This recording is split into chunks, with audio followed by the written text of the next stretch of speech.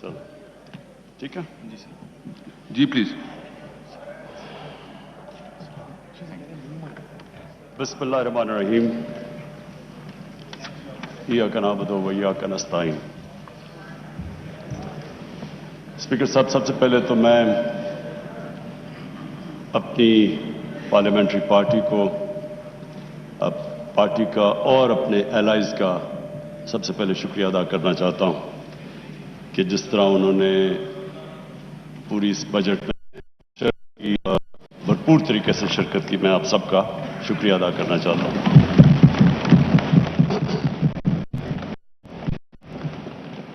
Speaker साहब, उसके बाद मैं आज अपनी जो मैंने बजट की तकरीर करनी है उससे पहले मैं आज दावत देना चाहता हूं ऑपोजिशन को इस चीज पे,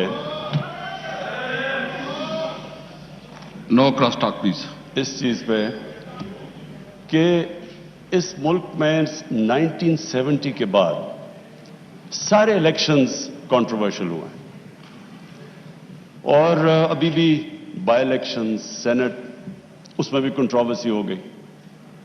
तो हमने बड़ी कोशिश की है ये 2 सालों के अंदर कि हम क्या रिफॉर्म्स कर सकते हैं कि पाकिस्तान में भी इलेक्शंस एक्सेप्ट करे, जो भी हारता है वो एक्सेप्ट करे इलेक्शंस को। तो उसमें हमने पूरी रिफॉर्म्स तजवीज़ दी हैं, 1 साल से पड़ी हैं, उसके ऊपर कोई ऑपोजिशन की अभी तक डिबेट नहीं हुई। तो मैं उनको रिक्वेस्ट करूंगा कि ये तो कोई गवर्नमेंट ऑपोजिशन की बात नहीं है, ये तो पाकिस्तान की डेमोक्रेसी की फ्यूचर है।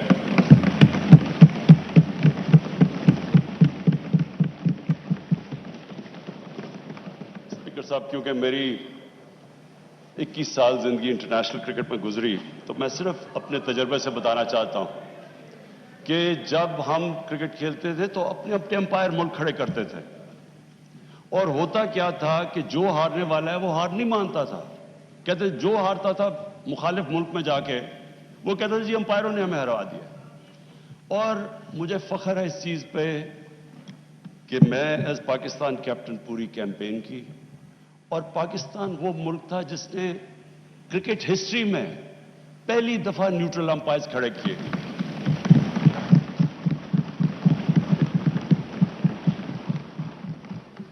और आज दुनिया की क्रिकेट में न्यूट्रल अंपायर्स भी हैं, टेक्नोलॉजी भी है और जो हारता है वो सब मान जाते हैं हार।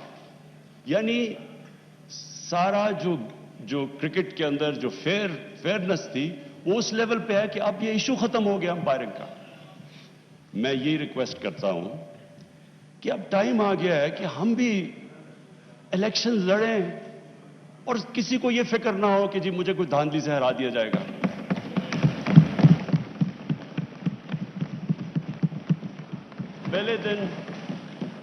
पहले दिन मैंने तकरीर करने की कोशिश की, ऑपोजिशन ने नहीं करने दी और उन्होंने क्या कहा? उन्होंने कहा जी इलेक्शन ठीक नहीं हुए। जब इलेक्शन ठीक नहीं हुए तो बताना था कि किस तरह ठीक नहीं हुए। जब ट्रंप ने कहा कि इलेक्शन ठीक नहीं हुए तो उनके मीडिया और पब्लिक ने कहा कि सबूत दो कि ठीक नहीं हुए। हमने जब 2013 के इलेक्शन में कहा ठीक नहीं हुए तो हमने 133 में से 4 हल्के डिमांड किए थे कि इनकी रैंडम आप इनकी ऑडिट कर दें, अगर ये ठीक है हम इलेक्शन मान जाएंगे। हमें नहीं, उन 4 हल्कों को नहीं खोला गया। इवेंचुअली अदालत में जाके केस लड़के 2-2.5 साल के बाद खुले, चारों में धांधली निकली। तो मेरा स्पीकर साहब आज ऑपोजिशन को ये कि हमने पूरी कोशिश की और हम इस नतीजे पे आए क्योंकि जुडिशल कमीशन बैठी थी 2015 के अंदर और उस जुडिशल कमीशन की फाइंडिंग्स थी 2013 के इलेक्शन के ऊपर, जो भी उन्होंने कहा कि बेज़ाब्तियां हैं वो सारी होती थी जब पोलिंग खत्म होती थी और उसके बाद जब रिजल्ट अनाउंस होता था। तो हमने इसके ऊपर जो सब अपनी डिस्कशन करके एक नतीजे पे आए कि इसका सिर्फ एक रास्ता है, ईवीएम मशीन्स। वो क्यों है? क्योंकि ईवीएम मशीन जैसे ही इलेक्शन खत्म होता है बटन दबता है, रिजल्ट आ जाता है। तो वो जो सारा पीरियड है उसके बाद जिधर डबल स्टैंप्स होते हैं, जिधर वो थैलियां खुली होती हैं, वो जो सारी चीजें होती, وہ ساری چیزیں ختم ہو جاتی ہیں اگر آپ الیکشن ختم ہوتے ساتھ ہی رزلٹ آئے اور پھر پیپر ٹریل ہو کہ جو بھی کوشچن کرنا چاہے تو اس کے پاس موقع ہو وہ جا کے کوشچن کر سکے. تو میں اگر ان کے پاس اپوزیشن کے پاس کوئی اور تجویز ہے تو ہم تیار ہیں سننے کے لیے.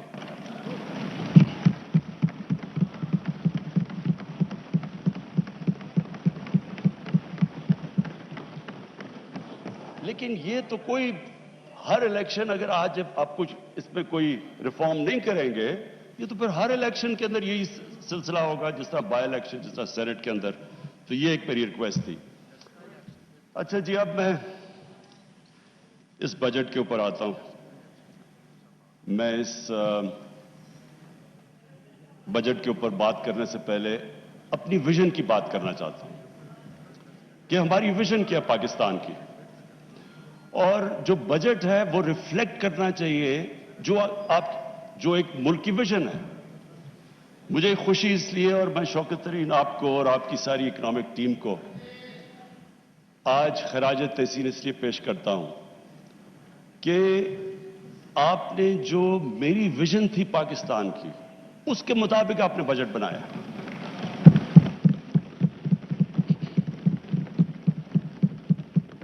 اسپیکر صاحب جب ہم نے 25 سال پہلے تحریک انصاف کو اس کو شروع کیا پارٹی کو تو ہماری جو موٹیویشن تھی جو میری موٹیویشن تھی وہ ایک ہی تھی جو کہ نظریہ پاکستان تھا. نظریہ پاکستان آبجیکٹو ریزولوشن کے اندر بڑا کلیئرلی ڈیفائنڈ ہے.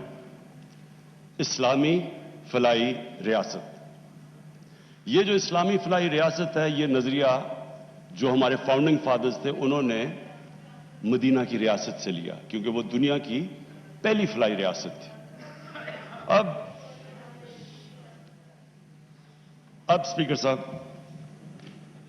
ہم نے یہ کیوں میں ذرا سارے ہاؤس کے لیے اپنے یوتھ کے لیے سب کے لیے کہنا چاہتا ہوں کہ یہ کیوں ضروری ہے کہ ہم پاکستان اسی فاؤنڈنگ فادرز کی ویژن کے اوپر واپس جائیں. وہ اس لیے ضروری ہے اسپیکر صاحب کہ اگر اس ہمارے ملک کی ویژن سے ہم پیچھے ہٹ جاتے ہیں تو پاکستان کا مقصد ختم ہو جاتا ہے. پاکستان جب بنا تھا تو ہمیں یہ پتہ ہونا چاہیے کہ بہت زیادہ مسلمان ہندوستان میں رہ گئے تھے لیکن انہوں نے بھی پاکستان کی حمایت کیوں کی تھی؟ کیونکہ جو ہمارے فاؤنڈنگ فادرز تھے علامہ اقبال اور قائد اعظم انہوں نے جو ایک ویژن دی تھی پاکستان کی اس کی وجہ سے سارے ہندوستان کے مسلمان بھی متفق تھے کہ یہ ملک بننا چاہیے. اور وہ ویژن علامہ اقبال نے اور جو دنیا کے سب سے بڑا پچھلے 300-400 سال میں سب سے بڑے ذہن تھے انہوں نے اس ویژن کے اندر جب کہا تھا کہ مسلمان جب بھی اٹھتا ہے مسلمان کا سویلائزیشن مدینہ کی ریاست کے بعد جب بھی اٹھا ہے وہ واپس گیا ان پرنسپلز کے اوپر جو ہمارے نبی صلی اللہ علیہ وسلم نے مدینہ کی ریاست میں اسٹیبلش کیے تھے. تو وہ پرنسپلز تھے جس کی وجہ سے ایک قوم اٹھی. تو میں اسپیکر صاحب آج بریفلی وہ بتانا چاہتا ہوں کہ وہ کیا چیز تھی کہ ایک اتنا عظیم سویلائزیشن کھڑا ہو گیا اور کبھی اتنی تیزی سے ایک سویلائزیشن نہیں کھڑا ہوا. جب مدینہ پہنچے رسول اللہ تو انہوں نے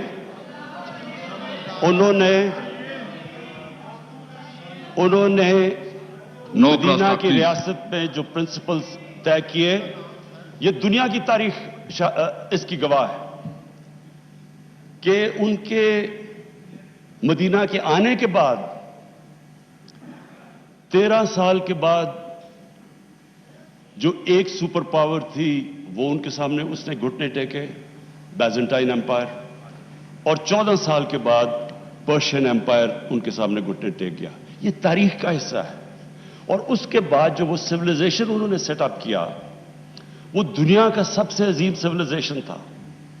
اس نے صرف یہ نہیں کہ وہ دنیا میں پھیل گیا انہوں نے جو سویلائزیشن سیٹ اپ کیا اس کی وجہ سے جو آج ماڈرن دنیا بنی ہے وہ اس سویلائزیشن نے سارے جو گریک فلسفیز جو دنیا میں جو ہندوستان میں فلسفیز تھی ان کی ٹرانسلیشنز کی ان کو ڈیولپ کیا ہر فیلڈ میں وہ آگے نکلے سائنس میں میڈیسن میں اور اس کے بعد وہ جب بعد میں ہمارا جب سویلائزیشن نیچے گیا تو یورپ نے ٹیک اوور کر لیا تو وہ کیا اصول تھے وہ 3 اصول تھے اور جو ہم نے اپنی پارٹی بنائی 25 سال پہلے تو ہم نے وہ 3 اصول رکھے انصاف انسانیت اور خودداری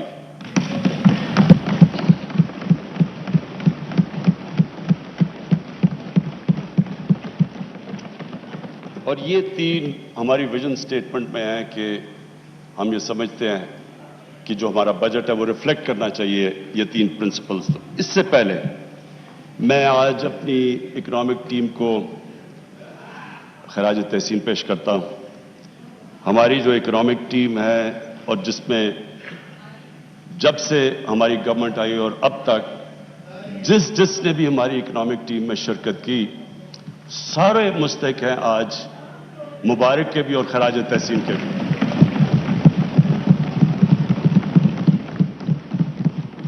اس ہال میں ہمارے اسپیکرز نے سب نے بتایا کہ کس طرح کا پاکستان ہمیں ملا جب ہماری گورنمنٹ آئی تو جو سب سے بڑے ہمیں پرابلم تھا وہ جو ٹرم استعمال کرتے ہیں کرنٹ اکاؤنٹ ڈیفیسٹ جو کرنٹ اکاؤنٹ ہے وہ میں عام لوگوں کے لیے سمجھانے کے لیے کہ کرنٹ اکاؤنٹ کا مطلب یہ ہے کہ ملک میں ڈالرز کتنے آ رہے ہیں اور ملک سے باہر کتنے ڈالرز جا رہے ہیں اس کا پاکستان کی تاریخ کا سب سے بڑا ڈیفیسٹ تھا اس کا مطلب یہ کہ ہماری جو کرنسی تھی وہ خطرے میں تھی کیونکہ اتنا بڑا جب خسارہ تھا ڈالرز کی کمی تھی تو ڈالرز نے اوپر جانا تھا کرنسی نے ڈی ویلیو ہونا تھا اس کے لیے جو سب سے بڑا ہمیں آتے ساتھ ہی سروائیول کا جو شروع میں پیریڈ تھا ہم سب نئے تھے ٹیم نہیں تھی تجربہ نہیں تھا تو اس کے اندر اتنے بڑے کرائسس میں اس لیے اپنی ٹیم کو خراج تحسین پیش کرتا ہوں کہ ہم نے بڑے مشکل قدم اٹھائے اپنی اکانومی کو سٹیبلائز کرنے کے لیے تکلیف دہ تھے اور اسپیکر صاحب وہ تکلیف دہ ایسے تھے کہ آپ میں ایک ملک اگر گھر کی مثال لے لیں میں سب کے لیے ایک آسانی پیدا کرنا چاہتا ہوں کہ ہمارے سارے جو بھی آج دیکھ رہے ہیں سب کو سمجھ آ جائے کہ وہ کیا مشکل تھی پاکستان کو ایک گھر مقروض ہو جاتا ہے آمدنی اور خرچے میں بڑا خسارہ ہو جاتا ہے کرایہ دار آ رہا ہے لوگ آ رہے ہیں پیسے مانگنے کے لیے قرضے لیے ہوئے ہیں تو وہ گھر کیا کرتا ہے وہ صرف دو چیزیں کر سکتا ہے اپنے خرچے کم کرتا ہے اور اپنی آمدنی بڑھانے کی کوشش کرتا ہے تو جب وہ اپنے خرچے کم کرتا ہے تکلیف ہوتی ہے گھر کو خرچے جب کم کرتا ہے اگر آپ کے بچہ ایک اچھے سکول میں جا رہا ہے اس کو آپ کو نکال کے دوسرے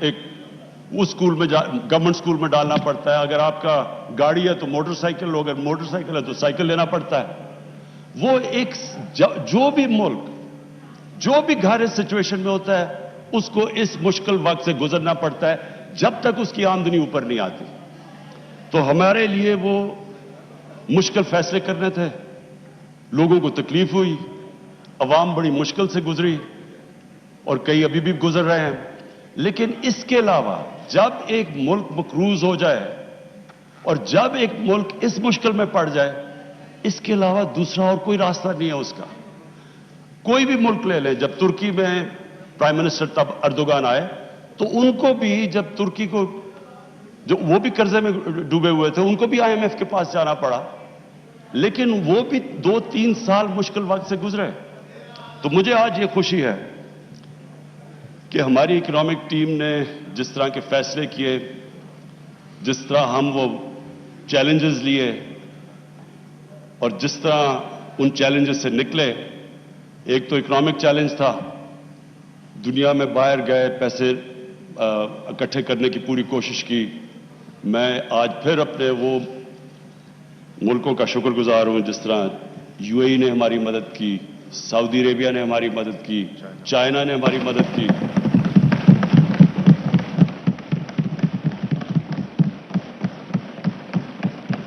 اور انہوں نے ہمیں ڈیفالٹ سے بچا دیا. ڈیفالٹ کا بھی میں مطلب عام لوگوں کی لیے سمجھا دوں کہ ڈیفالٹ کا مطلب یہ ہوتا ہے کہ جب آپ اپنے لائبلٹیز آپ کے پاس پیسہ نہیں ہوتا لائبلٹیز دینے کا. جیسے ہی ایک ملک ڈیفالٹ کرتا ہے تو سب سے بڑا اس کے اوپر جو مسئلہ آتا ہے اس کی کرنسی پہ آتا ہے. تو جیسے جیسے آپ کی کرنسی گرتی ہے ملک میں مہنگائی بڑھ جاتی ہے, غربت بڑھ جاتی ہے, ساری انویسٹمنٹ رک جاتی ہے. تو ڈیفالٹ سے بچنے کے لیے ایک گورنمنٹس پوری کوشش کرتی ہے اور آئی ایم ایف کے پاس بھی اس لیے جاتی ہے. ہم نے شروع میں جب ہماری آئی ایم ایف سے نیگوسیشنز تھی ہم نے کوشش کی کہ ہم نہ جائیں. ہم نے کوشش کی کوئی طریقہ نکلا ہے کیونکہ اتنا بڑا خسارہ تھا $20 ارب کا. جو آئی ایم ایف کنڈیشنز لے رہی تھی وہ بڑی مشکل تھی, اس سے لوگوں کو بڑی تکلیف ہونی تھی. اس لیے ہم کوشش کرتے رہے کہ ہمیں کوئی اور سورسز سے پیسہ مل جائے, لیکن آخر ہمیں جانا پڑا. اور آئی ایم ایف کی جو کنڈیشنز تھی وہ مشکل تھی اور اس سے عوام کو تکلیف تھی. اب اس چیلنج سے نکل ہی رہے تھے, کرونا آ گیا.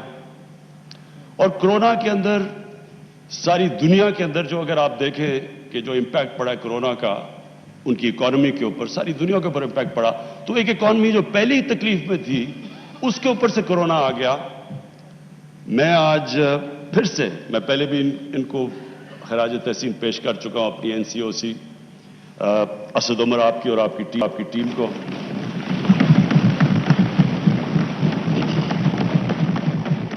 ڈاکٹر فیصل کو, اور اس میں پھر جتنی بھی کوآرڈینیشن تھی پاکستان آرمی, انہوں نے ہماری پوری مدد کی. ہم نے انٹیلیجنس پوری ان سے لی. جو بھی پھر ہم نے ہاٹ سپاٹس اور پھر ان کو لوگوں کو ٹریک اینڈ ٹریس, اور ڈاکٹر فیصل جس نے پوری ایکسپرٹ اوپینین ہمیں دیتا رہا کہ یہ دنیا میں یہ ہو رہا ہے تو آپ کو یہ جو بھی قدم ہمیں اٹھانے چاہیے. تو اس سے میں آج ہم سارے پاکستانی ہم وہ خوش قسمت قوم ہے. اگر آپ ارد گرد دیکھیں, ایران میں دیکھیں بدقسمتی سے, ابھی افغانستان دیکھیں, ہندوستان دیکھیں, آج انڈونیشیا میں جو ہو رہا ہے, تو ساری, اور بنگلہ دیش میں جو صورتحال ہے, لاک ڈاؤنز لگا دی ہیں, اس کے مقابلے میں اللہ کا میں خاص طور پہ, کیونکہ اللہ نے, ہم انسان تو ایک سٹیج تک جا سکتا ہے, اس کے بعد تو اوپر والے کے اوپر چھوڑ دیتا ہے, اور اس نے ہمیں بچا لیا. ہم جس طرح نکلے اس سے,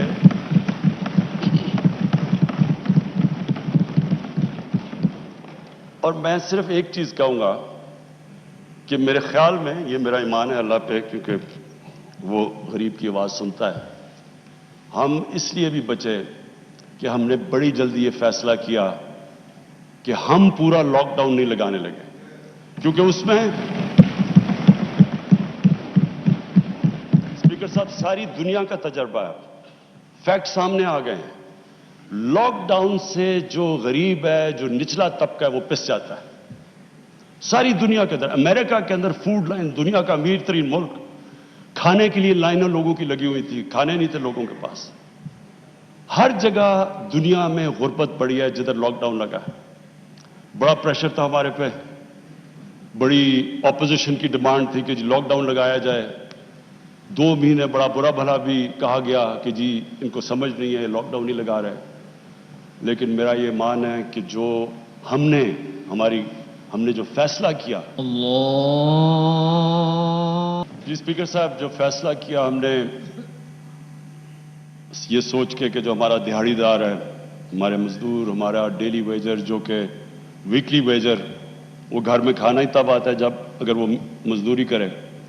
ہم نے جو بڑی جلدی فیصلہ کیا کنسٹرکشن کھولنے کا, اور پھر جو اپنا سارا ایگریکلچر سیکٹر تھا اس کو ہم نے پوری طرح کھولنے کی کوشش کی جلدی سے جلدی. جو وہ ہمارا فیصلہ تھا میں سمجھتا ہوں, اور ایکسپورٹ انڈسٹری ہم نے جو کھولنے کی کوشش کی اور جلدی, میرے خیال میں جو ہم نے وہ فیصلے کیے, اور پھر ہمارا اسٹیٹ بینک نے زبردست انسینٹیوائز کیا, انہوں نے پوری مدد کی انڈسٹری کی. ہم نے اسمال اور میڈیم انڈسٹری کی مدد کی, ہم نے بجلی میں ان کو جو ہم نے ان کی مدد کی. اور پھر ہمارا جو احساس پروگرام تھا جس میں 1,20,00,000 لوگوں کو صاف اور شفاف طریقے سے جلدی ہم نے ان کو پیسے دلوائے, جو کہ آج ورلڈ بینک ساری دنیا میں ملکوں میں نمبر 4 پہ اساس پروگرام کی افیکٹونیس. ہاں سوری میں یہ کلیئر کر دوں, 1.5 کروڑ خاندان کو پیسے دیے. سو اس کو ملٹیپلائی کریں 6-7 سے. تو اسپیکر صاحب ہم اس سے اللہ کا شکر ہے بہترین طریقے سے نکل گئے. اکانومی بھی ہم نے اپنے بچا لی, اور کیونکہ ہم نے بڑے فوکس طریقے سے اسمارٹ لاک ڈاؤن یعنی ریسٹرکٹ کر کے ہاٹ سپاٹس کی طرف گئے, لوگوں کو بھی ہم نے بچا لیا. لیکن ایک اور چیلنج تھا جس کا لوگوں کو اتنا زیادہ اندازہ نہیں, کیونکہ وہ چیلنج تھا دیہاتوں کے اندر. لوکسٹ اٹیک ہو گیا. لوکسٹ کا ایک وقت پہ اتنا زیادہ خطرہ تھا, ادھر بھی ہم نے کمانڈ اینڈ کنٹرول سینٹر بنایا. انہوں نے باقاعدہ فخر امام فوڈ سیکیورٹی سے انہوں نے جا کے اس کو سپروائز کیا. اس میں بھی سب انوالو تھے, جس طرح ہماری NCOC تھی. تو لوکسٹ سے بھی اللہ نے ہمیں بچایا اور بڑی محنت کی. عید پہ بھی لوگوں نے کام کیا. تو اسپیکر صاحب ہم اللہ کا شکر ہے, یہ جو 4% گروتھ ریٹ ہماری تقریباً 4% گروتھ ریٹ آئی, اس کی وجہ یہ تھی کہ ہم نے ایگریکلچر کو پروٹیکٹ کیا. ایگریکلچر کے اندر ریکارڈ اس باری فصلیں آئیں, گندم کی, چاول کی, مکئی کی ریکارڈ فصلیں آئیں. اور جو گنا تھا اس کی بھی سیکنڈ ہائیسٹ اس کی بھی پیداوار ہوئی اس باری. اور اس کی وجہ سے ایک ساری اکانومی اٹھی. اور پھر جو ہم نے ایک بہت بڑا فیصلہ کیا, ہم نے یہ فیصلہ کیا کہ جو ہمارا جو کسان ہے جو یہ شوگر ملز پہ اپنے گنے لے کے جاتا ہے, کہ ان کو ٹائم پہ پیسہ ملے. یہ نہ ہو کہ 1 سال کے بعد پیسہ ملے اور پورا پیسہ ملے, جو سپورٹ پرائس ہے وہ پیسہ ملے. کیونکہ گورنمنٹ نے یہ انفورس کیا, پیسہ پہلی دفعہ شفٹ ہوا کسانوں کے پاس. کسانوں کے پاس پیسہ آیا, انہوں نے اپنی فصلوں پہ لگایا. اس کی ایک بہت بڑی وجہ کہ یہ جو ریکارڈ پیداوار ہوئی, ایک تو اللہ کا کرم ہے موسم بھی ٹھیک رہا, لیکن یہ بھی ہے کہ کسانوں کے پاس پیسہ آیا اور وہ پیسے کو انہوں نے ری انویسٹ کیا. اور یہ اس سے ظاہر ہوتا ہے کہ اگر ہم اپنے ایگریکلچر کے اوپر, اور جو میں آگے آپ کو بتاؤں گا, کہ یہ ایک بہت بڑی جلدی ریزلٹس آ سکتے ہیں. جو بدقسمتی سے ہم نے اپنے ایگریکلچر پہ سالوں سے توجہ نہیں دی. یہ ایک سیکٹر ہے کہ اگر ہم اپنے کسان کا دھیان رکھ لیں تو یہ آپ کے سامنے ہے. ابھی بھی یہ جو ریکارڈ پیداوار آپ کے سامنے ہے. پھر ہماری ایکسپورٹ انڈسٹری, اس کو انسینٹیوائز کیا, اور مجھے بڑی خوشی ہے کہ یہ اس 1 سال کے اندر 17% ہماری ایکسپورٹس بڑھی.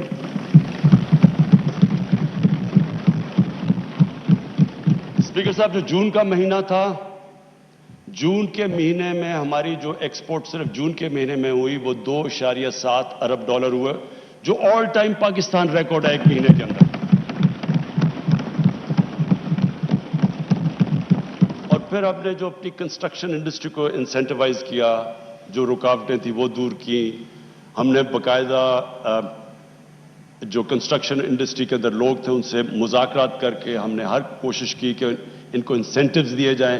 کیونکہ جب کنسٹرکشن انڈسٹری چلتی ہے تو اس کے ساتھ, اور خاص طور پہ ہاؤسنگ, تو جتنے 30 انڈسٹریز ریلیٹڈ ہیں وہ ساری چلنی شروع ہو جاتی ہیں.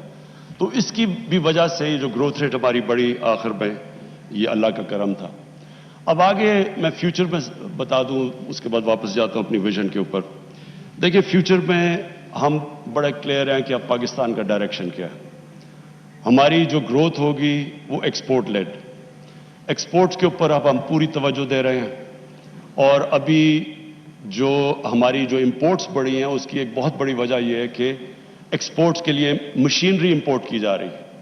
اور یہ ٹائم لیگ کے ساتھ انشاءاللہ آپ دیکھیں گے کہ ہم پاکستان کی ریکارڈ ایکسپورٹس پہ پہنچ جائیں گے. دوسری چیز ہمارا ایگریکلچر سیکٹر, ایگریکلچر سیکٹر کے علاوہ جو میں انڈسٹری کے ایک اور بات کر دوں کہ اسمال اور میڈیم کے اوپر ہم اصل توجہ دے رہے ہیں. پہلے لارج اسکیل مینوفیکچرنگ کے اندر ہماری 9% گروتھ ریٹ ہوئی ہے. اسمال اور میڈیم کے اوپر پرابلم یہ ہے کہ ان کو بینکس قرضے نہیں دیتے ہیں. اب ان کے لیے فائنانس منسٹر طریقے ڈھونڈ رہے ہیں کہ ہم کیسے اسمال اور میڈیم انڈسٹری کو قرضے دے سکتے ہیں, کیونکہ ان کے پاس کولیٹرل نہیں ہوتا. ان کے لیے پوری پالیسی ڈیوائز کریں, اور جو ریگولیشنز ہیں ان کو آسان کرتے جا رہے ہیں, کیونکہ اتنے زیادہ ریگولیشنز ہوتے ہیں وہ اسمال اور میڈیم انڈسٹری चलने का उसका वो रजिस्ट्री नहीं होते डर के रेगुलेशन से, तो उसके ऊपर पूरी अब इंसेंटिवाइज कर रहे हैं उनको। जो एग्रीकल्चर है उसमें हम कई चीजें कर रहे हैं। एक तो पंजाब ने बड़ा जबरदस्त काम किया, किसान कार्ड लेके आ रहा है। किसान कार्ड से एक डेटाबेस होगा, सारे किसानों को रजिस्टर कर रहे हैं हम। और जो छोटा किसान है, छोटे किसान को, जो 13 एकड़ से कम किसान है, उसको डायरेक्ट सब्सिडाइज करेंगे, उनको खादों के ऊपर, उनकी पेस्टिसाइड्स के ऊपर। फिर अगर कोई, जिस तरह बखर में अभी मैंने सुना है कि वहां उनकी जो फेल हो जाती है, अब 3 साल से उनके जो चने की क्रॉप फेल होगी, उनको डायरेक्ट मदद करेंगे। तो ये पहली दफा एक किसान कार्ड के जरिए डायरेक्ट मदद करेंगे अपने किसानों के लिए। फिर जो भी इस बार फाइनेंस मिनिस्टर ने जो पैसा रखा है, $60 अरब फेडरल गवर्नमेंट ने, अच्छा सॉरी 60 अरब रुपया जो हमारी फेडरल गवर्नमेंट ने रखा है, जो पिछली गवर्नमेंट के आखिरी साल में 1.5 अरब था। तो ये जो 60 अरब है और इसके ऊपर जो 100 अरब की छूट दी है टैक्सेस के ऊपर एग्रीकल्चर सेक्टर पे, कोशिश ये है कि अब हम एग्रीकल्चर सेक्टर के अंदर वो काम करें जो बहुत पहले करना चाहिए था, रिसर्च, सीड डेवलपमेंट। ये सबसे इंपॉर्टेंट है,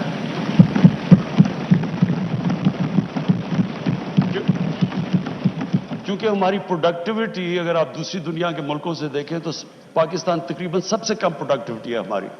तो बड़ी जल्दी अगर हम इस पे काम कर लें, तो जिस तरह इस बार रिजल्ट्स आए हैं, और हमारा आगे मसला भी फूड सिक्योरिटी का है, क्योंकि हम अब फूड इंपोर्टर बन चुके हैं। गंदम भी हमें इंपोर्ट करनी पड़ रही है, चीनी भी इंपोर्ट करनी पड़ रही है, हमें दालें इंपोर्ट करनी पड़ रही हैं, और एडिबल ऑयल तो खैर पहले भी हम इंपोर्ट करते थे।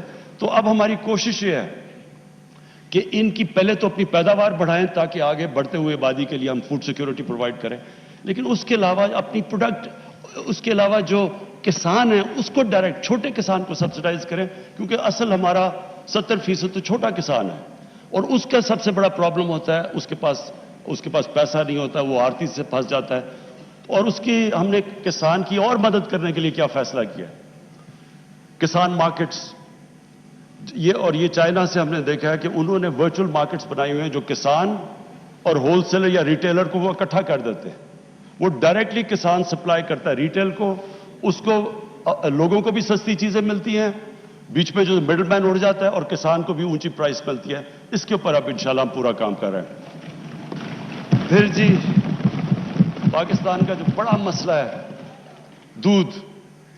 अब दूध एक ऐसी चीज है जो कि एक बच्चों के लिए सबसे इंपॉर्टेंट न्यूट्रिशन है, प्रोटीन है। अब मसला ये बना हुआ है, कैल्शियम है। प्रॉब्लम हमारा ये है कि जो खुला दूध बिकता है वो ज्यादातर कंटेमिनेटेड है, और फिर जब हम उनको जो कंटेमिनेट दूध को हटाते हैं तो उसकी कीमत ऊपर चली जाती है। तो हम इस नतीजे पे आए हैं कि इसका सबसे आसान तरीका ये है कि इनकी जेनेटिक इंप्रूवमेंट करें गायों की और भैंसों की, और उसके लिए हम बाहर से अब यही बाहर से इंपोर्ट कर रहे हैं, जो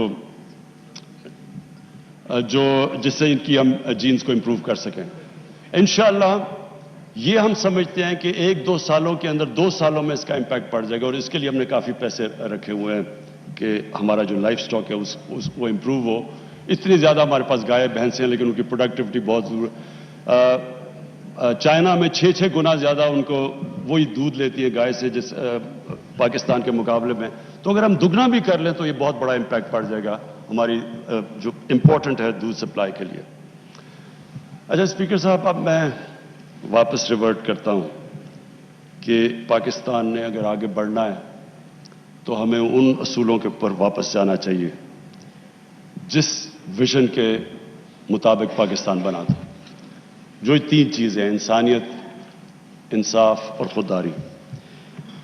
सबसे पहले तो मुझे इस बजट में सबसे बड़ी खुशी हुई कि पाकिस्तान की तारीख का सबसे ज्यादा पैसा हमने सोशल प्रोटेक्शन के लिए दिया है।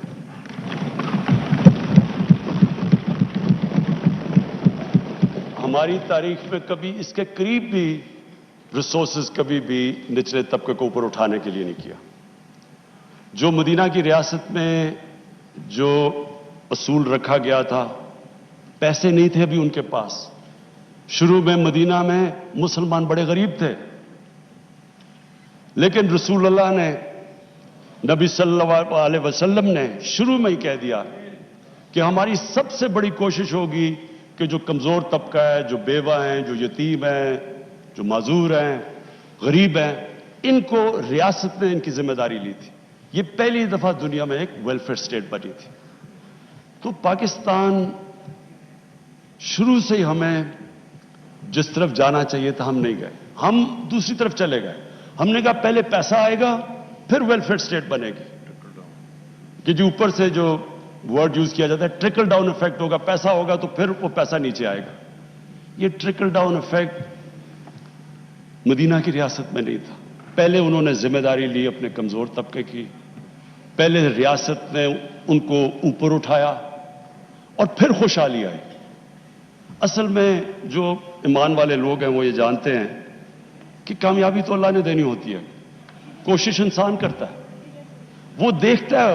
وہ پھر سے میں یہ کہوں گا، وہ غریب کی آواز سنتا ہے. جب آپ نچلے طبقے کی مدد کرتے ہیں، دکھی انسانیت کی، اوپر والے سے برکت آتی ہے. اور یہ ہمارے سامنے ہے.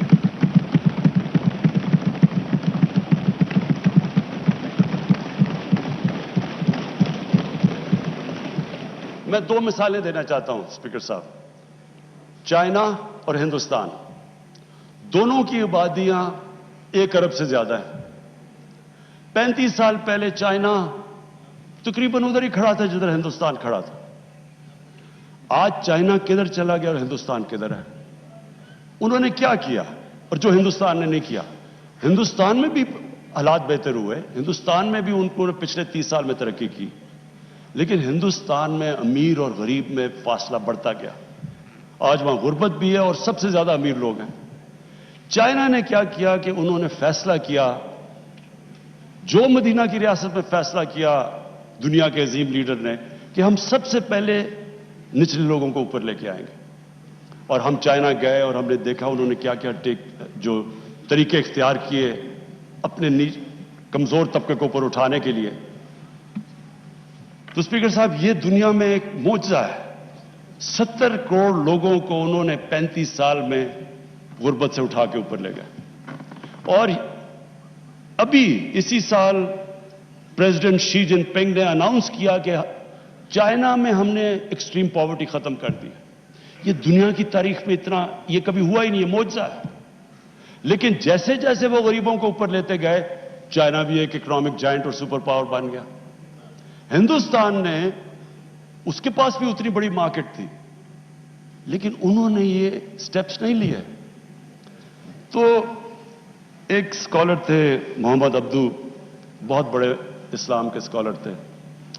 وہ جب یورپ سے 100-125 سال پہلے جب وہ واپس آئے مصر، تو انہوں نے مصر میں کہا کہ یہاں مسلمان تو بڑے ہیں لیکن یہاں اسلام بہت کم ہے. اور جب یورپ گئے، کہتے ہیں یورپ میں جو میں نے دیکھا مسلمان تو نہیں نظر آئے لیکن بڑا اسلام نظر آیا. کہنے کا مطلب یہ ہے کہ جو بھی ان اصولوں کے اوپر چلے گا وہ اوپر چلا جائے گا. آج آپ اسکینڈینیوین ممالک میں چلے جائیں، سب سے بہتر اگر میں دنیا میں پھرا ہوں تو انسانیت کا نظام آج اسکینڈینیویا میں. آپ وہاں خوشحالی دیکھیں کیسی ہے اور ان کی انسانیت دیکھیں کیسی ہے. ہر انسان کی قدر ہے. اس سے بھی آگے چلے گئے ہیں، جانوروں کی قدر ہے وہاں. اور وہ بھی میں کہہ دوں کہ وہ بھی حضرت عمر کا قول تھا کہ اگر کتا بھی میری ریاست میں بھوکا مرتا تو میں ذمہ دار ہوں. یعنی یہ ہے انسانیت کا تقاضا. اور ان ملکوں میں جو جن کو مسلمان نہیں کہتے، لیکن مسلمان ملکوں میں آپ دیکھ لیں، ہمارے ملک میں دیکھ لیں کہ امیر امیر ہوتا جاتا ہے، غریب غریب ہوتا جاتا ہے. کوئی سوشل سیکیورٹی نیٹ ورک نہیں ہے. ہمارا آج فیملی سسٹم نہ ہو، ہمارا خاندانی نظام نہ ہو تو یہاں تو لوگ بھوکے مرتے رہے. ہمیں تو آج اگر کسی نے بچایا ہوا ہے تو وہ ہمارے ایکسٹینڈڈ فیملی سسٹم نے بچایا ہوا ہے. کوئی بے روزگار ہوتا ہے تو وہ اندر لے لیتے ہیں، ساری فیملی اس کا دھیان رکھتی ہے. ہمارے تو کوئی سوشل سیکیورٹی نہیں ہے. میں پہلی دفعہ جب برطانیہ گیا تو میں نے تو پہلی دفعہ دیکھا کہ ایک فلاحی ریاست کیا ہوتی ہے. آپ کوئی آدمی کسی گورنمنٹ کے بیمار ہو, آپ کسی ہسپتال میں چلے جائیں, آپ کا مفت علاج تھا. سارے غریب سے غریب آپ ہوں, آپ کو مفت تعلیم ملتی تھی اور کوالٹی کی تعلیم ملتی تھی. کئی ان کا پرائم منسٹر ایک آدھ بنا, وہ بھی ایک سرکاری اسکولوں میں مفت پڑھ کے بنا. ادھر آپ بے روزگار ہوتے ہیں, ان امپلائمنٹ بینیفٹس ملتی ہیں جب تک آپ کو روزگار نہیں ملتا. عدالت میں غریب آدمی جاتا ہے, اس کو لیگل ایڈ ملتی ہے مفت کی, اس کو وکیل ملتا ہے. ہم نے تو پہلی دفعہ یہ دیکھا. یہاں تو اس طرح کا کانسیپٹ ابھی تک تھا ہی نہیں. تو یہ میں آج فائنانس منسٹر آپ کو اس لیے خراج تحسین پیش کرتا ہوں. یہ پہلی دفعہ پاکستان اس طرف نکل گئی ہے جدھر ہم آج سے 74 سال پہلے جانا چاہیے تھا, اسلامی فلاحی ریاست.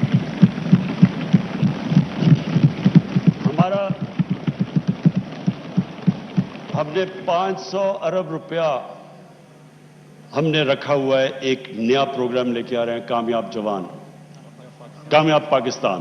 کامیاب جوان اس کا حصہ ہے, اوور آل کامیاب پاکستان.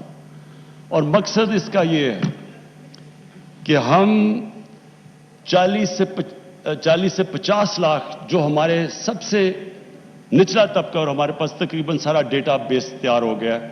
انشاءاللہ ہمارے پاس اگلے مہینے تک سارا پاکستان کا ہم اپنا ڈیٹا بنایا ہے کہ ساری انکم لیولز کے ہمارے پاس اب ڈیٹا آ گیا ہے کہ کون سی فیملی کے کتنے پیسے ہیں, کتنی انکم ہے.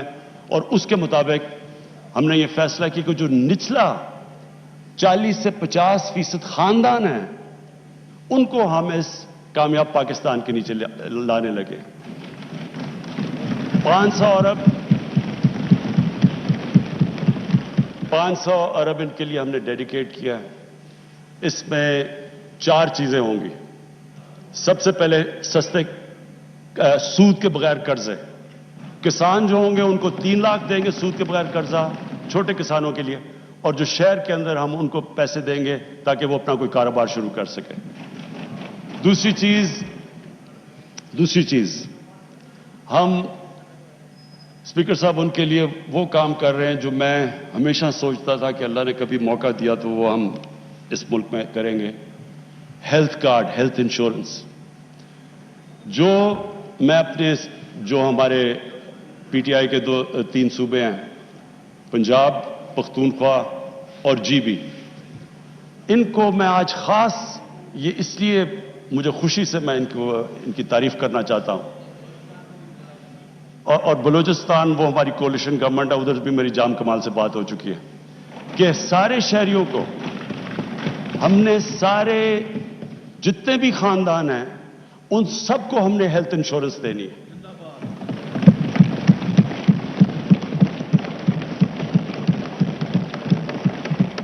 اسپیکر صاحب, یہ جو بھی جس نے بھی دیکھا ہوا ہے, جس نے اس ملک میں غربت دیکھی ہے, سب سے بڑا عذاب ایک غریب خاندان پہ ہوتا ہے جب وہاں ایک بیماری ہو جاتی ہے.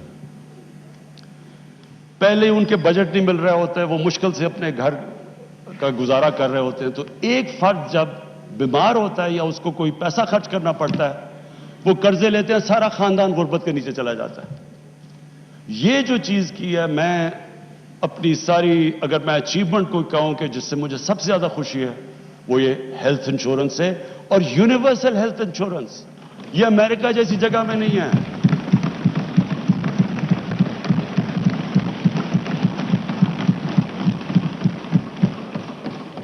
اسپیکر صاحب, ڈیولپڈ ملکوں کے اندر بھی پریمیم دینا پڑتا ہے ہیلتھ انشورنس کا. یہاں مفت انشورنس دے رہے ہیں اپنے سارے خاندانوں کو. یہ میں نے آپ کو بتایا جتنے صوبے ہمارے نیچے. اور یہ صرف ایک ہیلتھ انشورنس نہیں ہے اسپیکر صاحب, یہ ہیلتھ سسٹم ہے. یہ اب پاکستان میں ماڈرن ہیلتھ سسٹم انشاءاللہ بنے گا. وہ کیسے؟ اب کیا ہوتا ہے کہ سرکاری ہاسپٹل صرف بناتے ہیں دیہاتوں کے اندر, چھوٹے شہروں میں. بڑے شہروں کے اندر صرف کمرشل ہاسپٹل بنتے ہیں, پرائیویٹ سیکٹر صرف وہاں آتا ہے, کیونکہ چھوٹے شہروں میں وہ پیسے نہیں دے سکتے. غریب آدمیوں کے پاس بائنگ پاور نہیں ہوتی, تو وہ وہاں ہاسپٹل نہیں جاتے. یہاں سرکاری ہاسپٹل جب آپ لے کے جاتے ہیں ڈسٹرکٹس میں, وہاں ڈاکٹرز نہیں جاتے. وہاں آپ ہاسپٹلز دیکھیں وہ خالی پڑے رہتے ہیں, بڑی مشکلوں سے ایکسٹرا پیسے دینے پڑتے ہیں. پختونخوا میں انہوں نے ایکسٹرا ان کے لیے پیسے دیے تاکہ ڈاکٹرز جا سکیں. اب یہ جو ہیلتھ کارڈ ہے, اس سے اب دیہاتوں کے اندر لوگوں کے پاس بائنگ پاور آ گئی ہے, وہ اپنا علاج کروا سکتے ہیں, وہ پیسے دے سکتے ہیں. اور ہیلتھ کارڈ صرف سرکاری ہاسپٹل میں نہیں, کسی بھی ہاسپٹل کے اندر ہیلتھ کارڈ استعمال ہو سکتا ہے.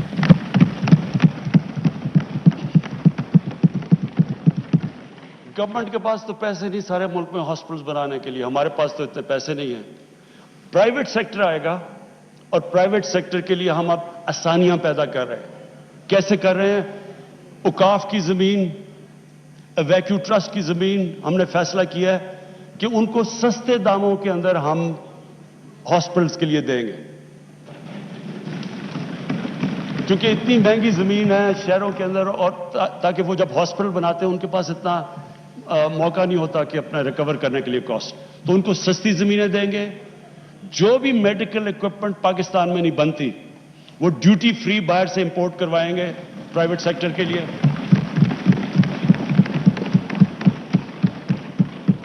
اور انشاءاللہ میرے خیال میں یہ جو ایک ایسا ہم نے قدم اٹھایا ہے, یہ ایک ریولوشنری سٹیپ ہے.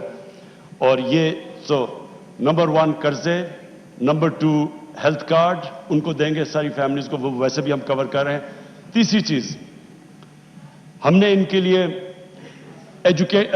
ٹیکنیکل ایجوکیشن, ایک فرد کو ایک خاندان میں ٹیکنیکل ایجوکیشن دیں گے تاکہ اس کے پاس ہنر آ جائے, تاکہ وہ کمائی اپنی کر سکے. اور پھر اسپیکر صاحب جو اس کے بعد اس کے بعد جو ہمارا بڑا زبردست انشاءاللہ یہ پروگرام ٹیک آف کرنے والا ہے, لو کاسٹ ہاؤسنگ. عام لوگوں کے لیے وہ گھر جو کہ لوگ خرید نہیں سکتے تھے اب تک, تنخواہ دار طبقہ ہے, ویلڈر ہے, مزدور ہے, کسی کے پاس کیش نہیں تھا گھر اپنا بنانے کے لیے. اس لیے ہمارے شہروں کے اندر کچی آبادیاں پھیلتی جا رہی ہیں, کیونکہ کسی نے سوچا ہی نہیں کہ عام آدمی کیسے گھر شہر میں خرید سکتا ہے. اور یہ ساری جگہ پہ آپ دیکھ لیں, کراچی میں اتنی مہنگی زمین ہے, وہاں تقریباً 30-40% کراچی کچی آبادیاں ہیں, لاہور کے اندر کچی آبادیاں ہیں, بڑے شہروں میں کدھر سے غریب آدمی آ کے شہر میں اکوموڈیشن لے سکتا ہے. تو یہ ایک بہت بڑا سٹیپ ہے کہ ہم نے اب بڑی محنت سے ایک قانون جو پھنسا ہوا تھا عدالتوں کے اندر, کئی سالوں سے پھنسا ہوا تھا, فورکلوجر لا, وہ ہم نے عدالتوں سے کلیئر کروایا. پھر بینکوں سے بیٹھے, پھر بینکوں کو انٹرسٹ کیا اس کے اندر. ابھی بینکوں کو پریکٹس نہیں ہے, ان کو عادت نہیں ہے کہ چھوٹے لوگوں کو قرضے دینے کے لیے, لیکن ان سے ہم مسلسل میٹنگز کر رہے ہیں. اسٹیٹ بینک کے گورنر بھی ان کو زور لگا رہے ہیں کہ وہ قرضے دیں چھوٹے طبقے کو.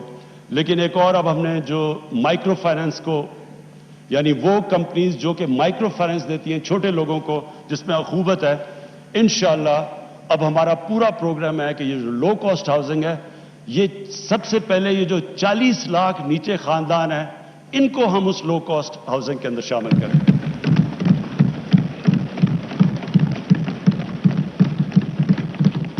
پھر اسپیکر صاحب احساس پروگرام اب ہمارا اس اگلے مہینے, جس طرح میں نے کہا, ہمارے پورا ڈیٹا بیس پاکستان کا کمپلیٹ ہو جائے گا.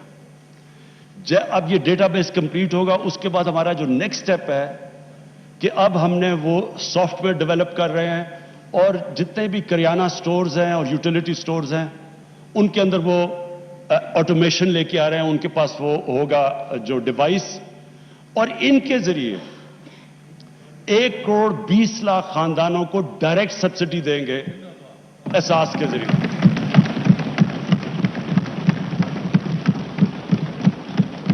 یہ اسپیکر صاحب یہ کبھی پاکستان میں نہیں ہوا, یہ پہلی دفعہ ہوگا کہ جو نچلا ہمارا, آپ سوچ لیں 1 کروڑ 20 لاکھ خاندان, ان کو ڈائریکٹ سبسڈی کس چیز کی دیں گے, کیونکہ ایک انٹرنیشنلی مہنگائی بڑھ رہی ہے, کموڈٹیز کی قیمت ریکارڈ پہ گئی ہوئی ہے پچھلے 1 سال کے اندر.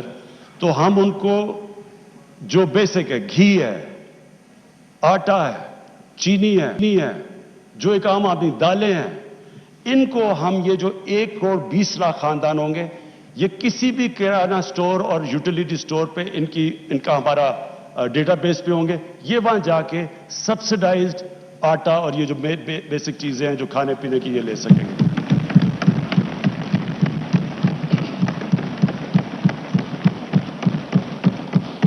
اور پھر 90,000 ہم اسکالرشپس انڈر گریجویٹ اسکالرشپ اپنے غریب طبقے کو دے رہے ہیں جو بھی نیچے.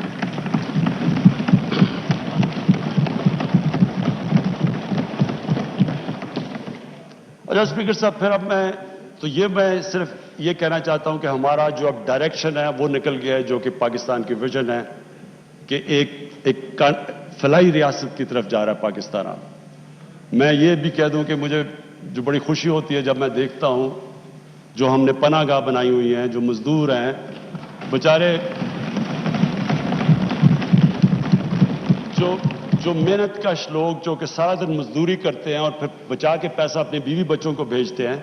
تو اب ہماری پناہ گاہ کا جو جال ہے وہ انشاءاللہ ہم سارے پاکستان میں ان ایریاز میں دیتے ہیں جدھر باہر سے لوگ مزدوری کرنے آتے ہیں، تاکہ وہ سو بھی سکیں، ان کو کرایہ بھی نہ دینا پڑے، ان کو کھانا پینا بھی مل جائے، وہ صاف ان کو نہا دھو بھی لیں، اور اس کے بعد جو بھی پیسہ ان کا بچے وہ سیدھا اپنے گھر میں بیوی بچوں کو بھیجیں.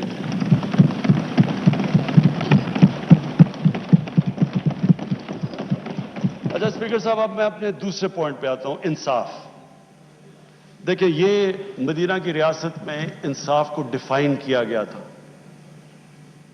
ہمارے نبی صلی اللہ علیہ وسلم نے ڈیفائن کیا تھا کہ انصاف کیا ہے. انہوں نے 2 ڈیفینیشنز دی تھی. انہوں نے نمبر 1 یہ کہا تھا کہ میری بیٹی بھی جرم کرے گی تو اس کو سزا ملے گی، قانون کے اوپر کوئی نہیں ہے. دوسرا، اس سے ریلیٹڈ ان کی حدیث تھی کہ تمہارے سے پہلے بڑی قومیں تباہ ہوئی جدھر طاقتور کے لیے قانون، کمزور کے لیے دوسرا. یعنی جدھر طاقت کی حکمرانی تھی، قانون کی حکمرانی نہیں تھی، وہ قومیں تباہ ہو گئی. حضرت علی رضی اللہ تعالیٰ نے اس کو ڈیفائن کیا کہ کفر کا نظام چل جائے گا لیکن ظلم اور نا انصافی کا نظام نہیں چل سکتا. جو انصاف ہے یہ بیسس ہے سویلائزیشن کا، کیونکہ جنگل کے قانون کے اندر مائٹ از رائٹ ہے. انسانی قانون انسانیت کا جو سویلائزیشن وہ ڈپینڈ ہی کرتا ہے جدھر انصاف ہو. ابن خلدون جو سمجھے جاتے ہیں کہ ماڈرن ہسٹری کے باپ سمجھے جاتے ہیں، ابن خلدون نے کہا، لکھتے ہیں کہ میری ساری زندگی کا تجربہ یہ ہے کہ اللہ نے انسان کو زمین پہ بھیجا اس لیے ہے کہ اس کی زمین پہ انصاف قائم کرنے کے لیے. تو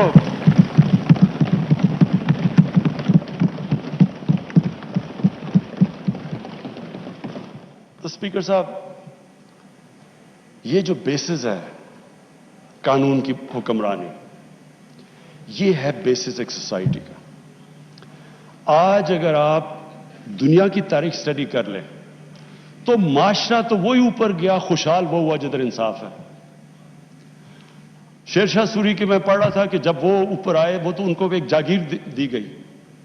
شیر شاہ سوری کی جو جاگیر اٹھے، شیر شاہ سوری ادھر سے کیسے اٹھا کہ اس نے اپنی جاگیر میں سب سے پہلے جتنے بڑے بڑے ڈاکو تھے ان کو اس نے کیا.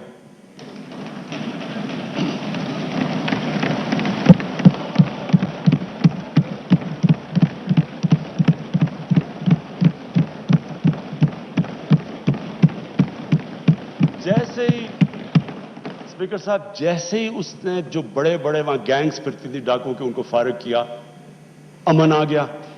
جیسے ہی امن آیا تو ارد گرد کی جتنی جاگیریں تھیں وہ سارے جو تاجر تھے وہ شیر شاہ کے جاگیر میں آ گئے، کیونکہ وہاں امن تھا، وہاں خوشحالی آ گئی. ساروں کو دنیا میں ارد گرد ہو گیا کہ سب کو شیر شاہ سوری کا نام پتہ چل گیا کہ سب سے زیادہ خوشحال تھا وہ.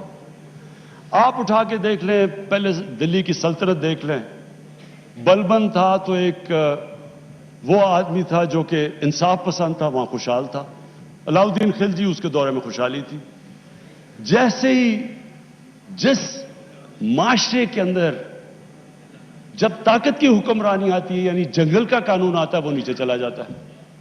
آج دنیا میں مجھے ایک ملک بتا دیں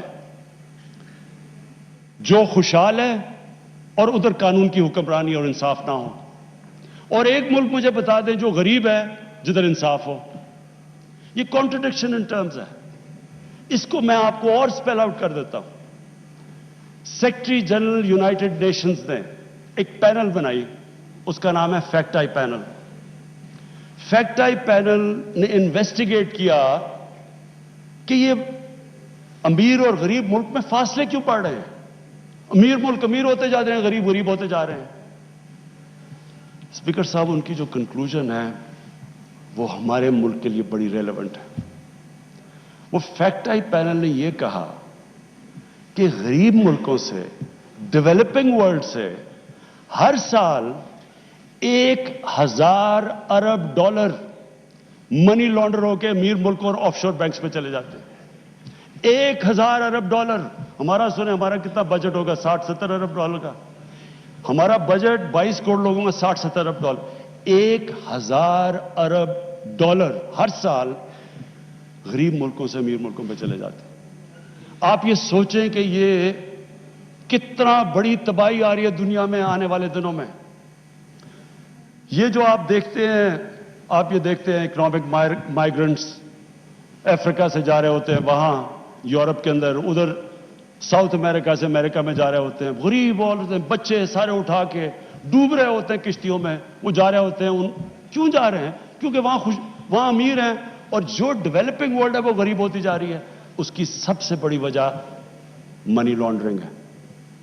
اسپیکر صاحب, جب ایک ملک کی تباہی آتی ہے تو اس کے امیر, اس کا وہ پٹواری اور تھانے دار اور یہ اور سرکاری نوکر, یہ بھی نقصان پہنچاتے ہیں, لیکن تباہی نہیں, ملک کو تباہ نہیں کرتے. ملک کو تباہ کرتا ہے کہ جب پرائم منسٹر عمران خان اور اس کے وزیر, جب ہم پیسہ چوری کر کے ملک سے باہر بھیجتے ہیں, تب وہ ملک کی تباہی آتی ہے. جب یہ جو فیکٹ آئی پینل کی رپورٹ ہے کہ 1,000 ارب ڈالر جو جا رہا ہے ان کو غریب ملکوں سے امیر ملکوں میں, یہ کوئی غریب لوگ تو نہیں چوری کر رہے نا, یہ تو طاقتور لوگ پیسہ چوری کر رہے ہیں. اور اسی لیے ہمارے رسول اللہ صلی اللہ علیہ وسلم نے کہا کہ بڑی قومیں تمہارے سے پہلے تباہ ہوئی, طاقتور کو جو چھوٹ دے دیتی ہیں اور کمزور کو پکڑ لیتی ہیں. کوئی قوم ہی نہیں ترقی کر سکتی. کوئی مجھے دنیا میں بتائیں, آپ ساری دنیا کی, تیسری دنیا, سارے افریقن ریپبلکس دیکھ لیں, کتنے ملک ترقی کر رہے ہیں جدھر یہ ہو رہا ہے. اور اسپیکر صاحب, یہی سٹرگل ہے, پاکستان کی سٹرگل ہے رول آف لا کی.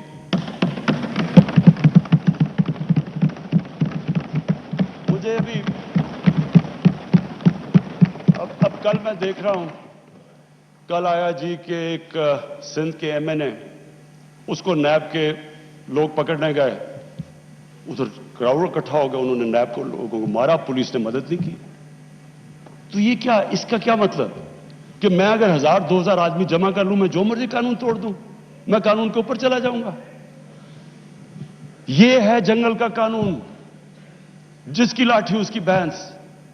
یہ ایک سیولائز ملک کے اندر ملک نہیں چل سکتا ایسے.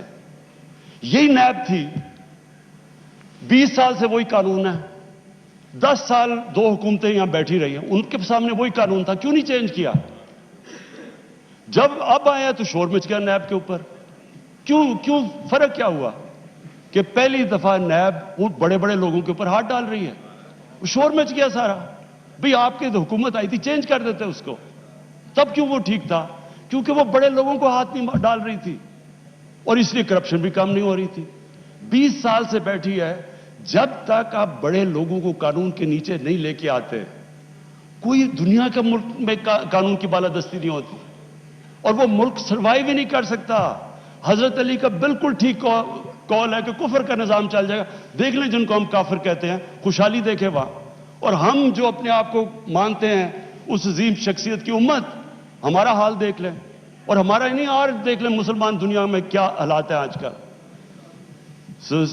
اسپیکر صاحب, جو دوسرا, جو آج سے اتنی دیر پہلے جب ہم نے یہ پارٹی شروع کی تھی تو ہم نے جو انسانیت اور انصاف کا رکھا تھا, وہ اس لیے تھا کہ جب تک یہ کرپشن تو سمٹمز ہے نا انصافی کی, یہ جو قبضہ گروپ ہے یہ سمٹمز ہیں جس ملک میں انصاف نہیں ہے. کیوں نہیں اسکینڈینیویا کے اندر قبضہ گروپ کیوں نہیں زمینوں کے قبضے کر رہے وہاں؟ کیونکہ ان کی پشت پہ بیٹھے ہوتے ہیں. جب اوپر سے کرپشن تو اوپر سے نیچے آتی ہے. جب آپ پروٹیکٹ کر رہے ہیں ایک نون قبضہ، ابھی لاہور میں نون قبضہ گروپ، اس کی جا کے جب اس کا جو قبضہ جو سرکاری زمین پہ اس نے کیا ہوتا وہ چھڑوایا تو کہا گیا جی کہ یہ دیکھیں جی یہ بہت بڑا ظلم ہو رہا ہے. بھئی آپ کے پاس لینڈ ریکارڈز ہیں، آپ جائیں عدالتوں کے پاس، عدالتیں تو آزاد ہیں. اب یہاں کون عمران خان ٹیلی فون کر رہے ہیں جی کہ آپ یہ رد دیں؟ ہمیں کون سپریم کورٹ کے اندر، سپریم کورٹ آزاد ہے آج. کوئی کہہ سکتا ہے کہ لاہور ہائی کورٹ آزاد نہیں ہے؟ کیا کوئی کہہ سکتا ہے کہ ہماری حکومت اس کو کنٹرول کر رہی ہے؟ تو سارے آزاد ہیں. سو اسپیکر صاحب، بات یہ ہے کہ اگر پاکستان نے اپنے پوٹینشل پہ پہنچنا ہے، یہ جنگ اس قوم نے جیتنی ہے. طاقتور لوگوں کو جب تک ہم قانون کے نیچے نہیں لے کے آئیں گے،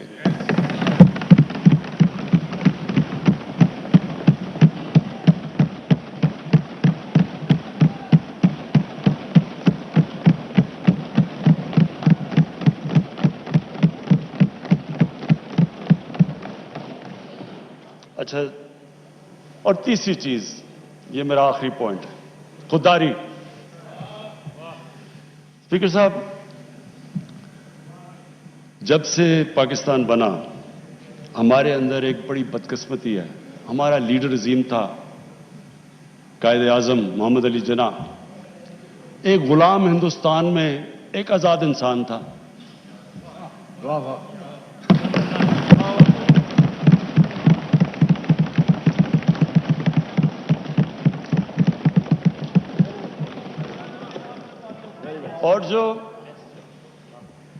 اور جو ہمارے جس کی ہم امت ہے، میں صرف ایک چھوٹی سی چیز نریٹ کرنا چاہتا ہوں. یہ بڑا امپورٹنٹ ہے سمجھنے کے لیے کہ یہ کتنی بڑی خواب تھی پاکستان.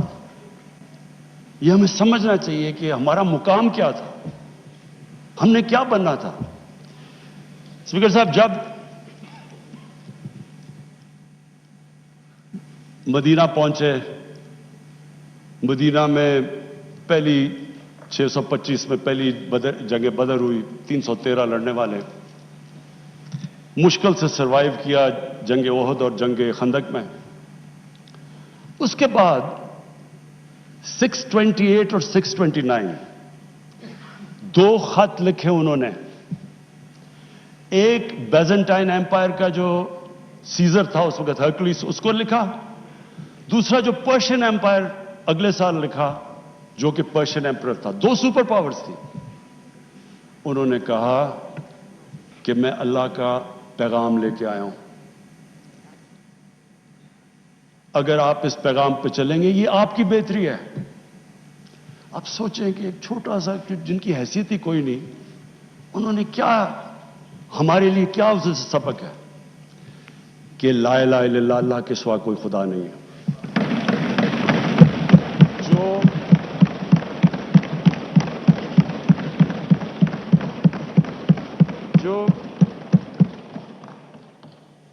جو اللہ کے سامنے جھکتا ہے وہ کسی انسان کے سامنے نہیں جھکتا، چاہے وہ رومن ایمپرر ہو اور چاہے وہ پرشین ایمپرر ہو. اور کون سوچ رہا تھا کہ وہی جو بڑے ایمپائرز تھے، سپر پاورز تھی، وہ دیکھتے تھے یعنی وہ دیکھیں یہ تو آج تو ماڈرن ڈے ہے، ان دنوں میں تو اونٹ کی ٹریول تھی. تو سوچیں کہ اتنی تیزی سے وہ کیسے کولیپس کر گئے. دیکھیں جو لا الہ الا اللہ ہے نا، وہ انسان میں غیرت دیتا ہے،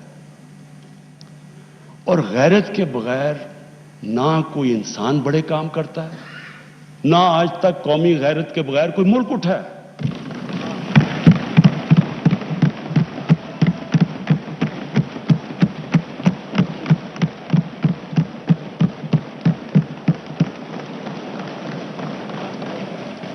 اسپیکر صاحب، میں آج جو ایک پیریڈ میں تب ادھر بیٹھتا تھا اسمبلی میں، ان لوگوں کے ساتھ ہی میں ہوتا تھا، ادھر اپوزیشن میں تھا، پیپلز پارٹی بھی ہوتی تھی وہاں میرے ساتھ.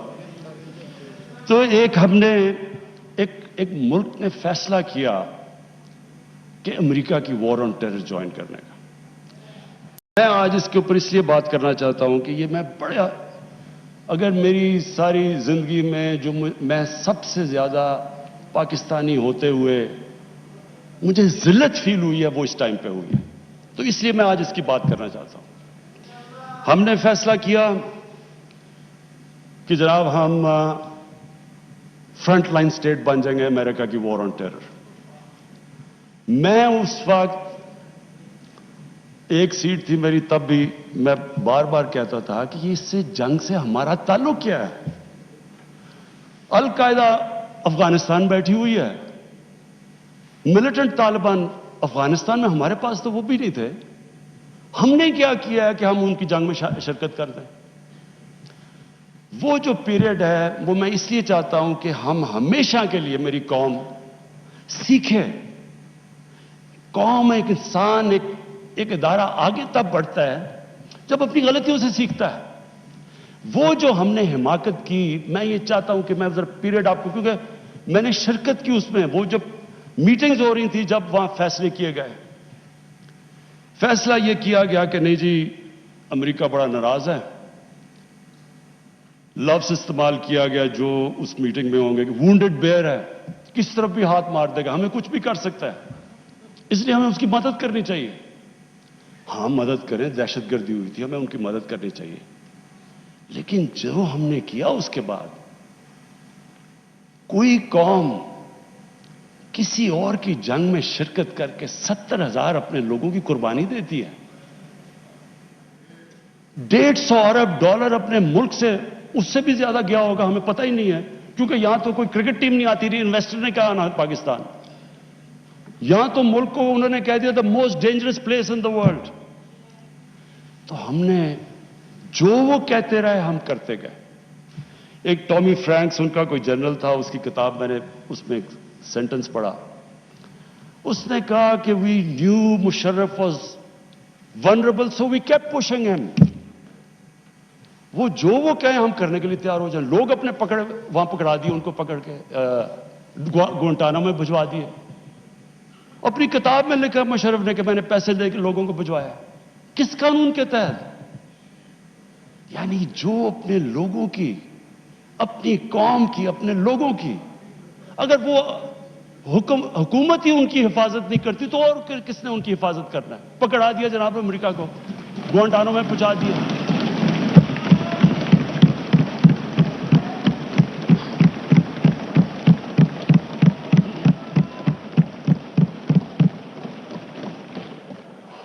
اور یہاں رکی نہیں بات.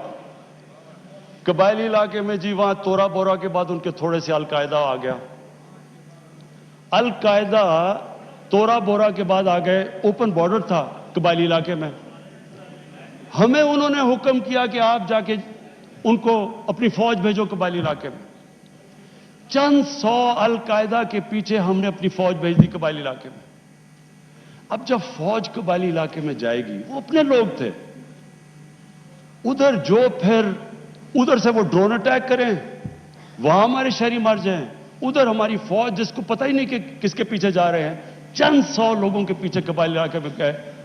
اس کا نتیجہ کیا ہوا؟ آدھا ہمارا قبائلی علاقے کے لوگوں نے نقل مکانی کی. وہ قبائلی علاقہ ابھی تک کہیں ریکور نہیں کیا. میری طرح کا آدمی جو کہتا گیا کہ یہ غلط ہو رہا ہے، مجھے طالبان خان بنا دیا. یعنی وہ میں جب کہتا تھا افغانستان میں کوئی ملٹری سلوشن نہیں، جناب یہ پرو طالبان ہے. وہ جو پیریڈ تھا اسد قیصر صاحب، اسپیکر صاحب، ہماری تاریخ کا سب سے، میں اگر مجھے سے کوئی پوچھے، سب سے سیاہ وقت تھا. ہمیں پتہ ہی نہیں ہے کہ دشمن کون ہے، دوست کون ہے. امریکہ ہمارا دوست ہے. کبھی یہ سنا ہے کہ آپ کا دوست اپنے ملک میں بمباری کر رہا ہو؟ کئی دنیا میں یہ سنا ہے کہ آپ کے ملک میں ڈرون اٹیکس کر رہے ہو؟ آپ کا اہل ہے. اچھا وہ جو لوگ مرتے تھے، جن کے بیوی بچے مرتے تھے جب بم پھٹتا تھا، وہ جا کے وہ بدلہ کس سے لیتے تھے؟ وہ پاکستانی فوج اور پاکستان سے. دونوں طرف پاکستانی مر رہے ہیں. میں نے جب پوچھا کہ یہ آپ جب اٹھاتا تھا یہ کیا کر رہے ہیں، کیوں اجازت دی ہوئی ہے؟ وہ آگے سے کہتے تھے کہ کیونکہ پاکستان نہیں ان کے پیچھے جا رہا لہذا ہمیں وہ کرنا پڑتا ہے. اسپیکر صاحب ہمارا 30 سال سے بیٹھا ہوا ہے لندن کے اندر ایک دہشت گرد, اس کو ڈرون ماریں گے تو کیا وہ اجازت دے دیں گے ہمیں؟ اب سوچیں اگر انگلینڈ میں ہم ڈرون اٹیک کر دیں اس کے اوپر تو کیا اجازت دیں گے وہ ہمیں؟ تو اگر وہ نہیں اجازت دیں گے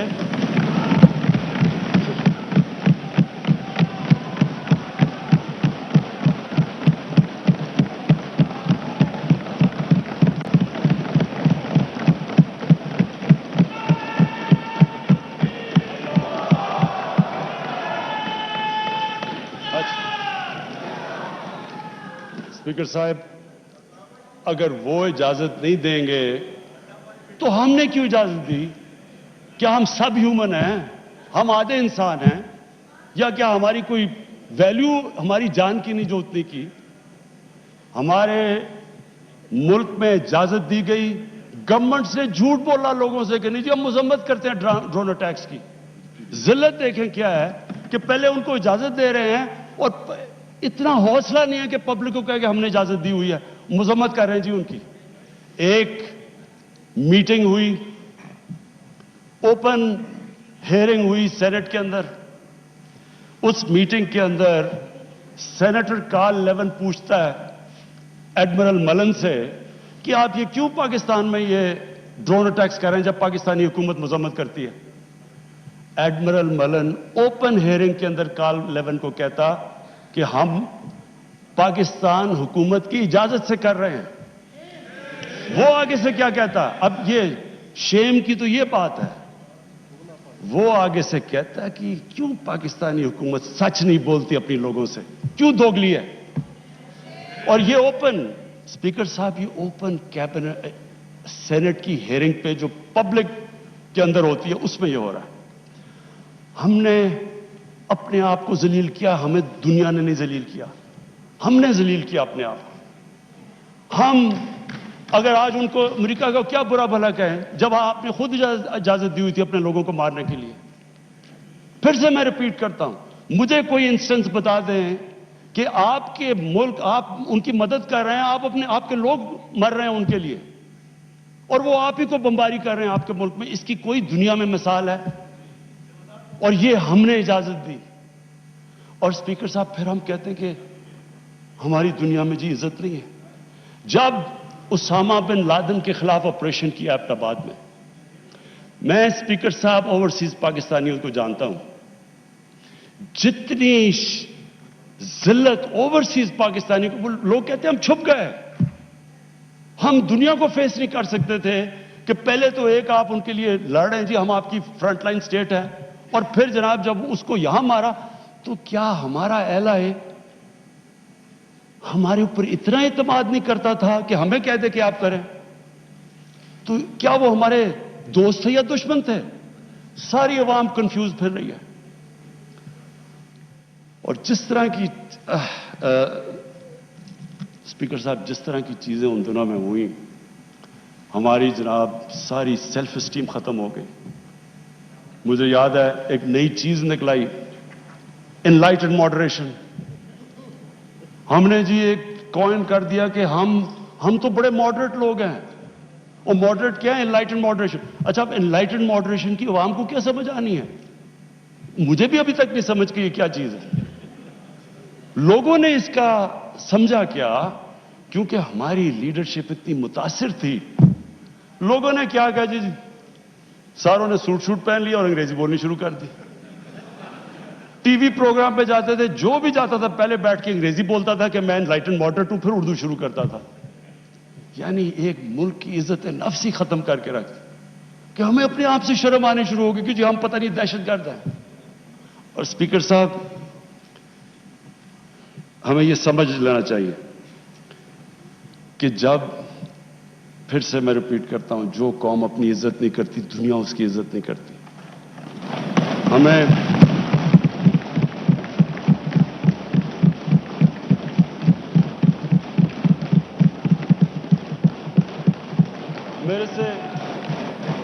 میرے سے پوچھا گیا جی کہ آپ پاکستان بیسز دے گا امریکہ کو؟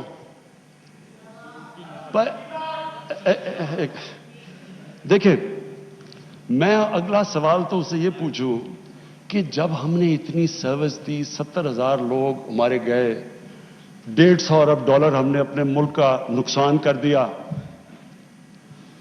کیا انہوں نے ہماری تعریف کی کیا انہوں نے اکنالج کیا کہ کتنی قربانی دیا پاکستان نے کوئی دنیا میں ملک ہے جس نے کسی اور کے لیے اتنی قربانی دیا انہوں نے الٹا برا بھلا کہا دوگلے ہو تم انہوں نے کہا جی افغانستان میں دوگلی گیم کر افغانستان کی جنگ نہیں جیت رہے وہ بھی ہمارے پر ڈال دیا یعنی بجائے کہ اپریشیٹ کرنا الٹا پاکستان کو برا بھلا کہا گیا تو اسپیکر صاحب اس سے ہم نے ایک سبق سیکھا کبھی اس قوم نے کسی کے لیے کسی خوف سے ہم نے اپنی ساورنٹی کے اوپر کمپرومائز نہیں کرنا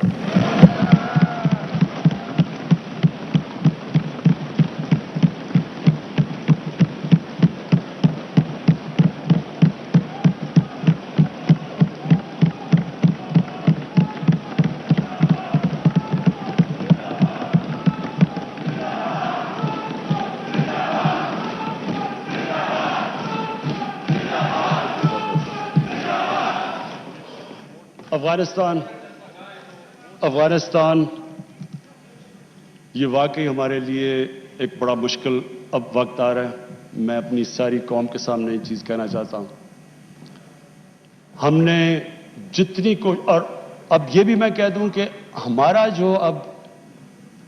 جو ہمارا اور امریکہ کا اس وقت انٹرسٹ ہے وہ ایک ہی افغانستان میں وہ بھی شکر ہے اتنی دیر کے بعد اس نتیجے پہ آ گئے ہیں کہ افغانستان میں ملٹری سولوشن نہیں ہے جلدی آ جاتے تو شاید اتنا زیادہ خون نہ ہوتا شکر آپ آ گئے ہیں لیکن ہم تو اس سے پہلے ہمیں اس چیز پہ آ جانا چاہیے تھا کیونکہ ہم تو جانتے ہیں افغانیوں کو ہمارے بھائی ہیں ہمیں ان کی تاریخ پتہ ہے